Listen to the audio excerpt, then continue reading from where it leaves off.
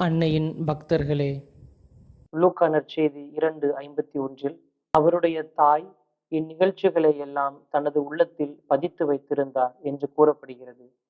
திருவிவிலியத்தை புரட்டி பார்த்தால் நமது அன்பு அன்னை குறைவான இடங்களில்தான் பேசியுள்ளார்கள். ஆனால் நடந்த நிகழ்வுகள் யாவையும் தனது உள்ளத்தில் இருத்தி தியானித்து வந்தார்கள்.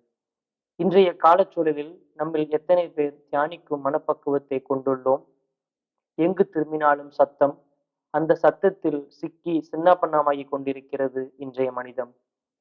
இன்று நமது அன்னை நமக்கு விடும் அறைகூவல் இதுவே: என் மகனே, மகளே, அமைதியாயிரு, உலக போக்கில் உன்னை செலுத்தி தொலைந்து விடாதே. ஆம் அன்பர்களே, தொலைந்து விட வேண்டாம்.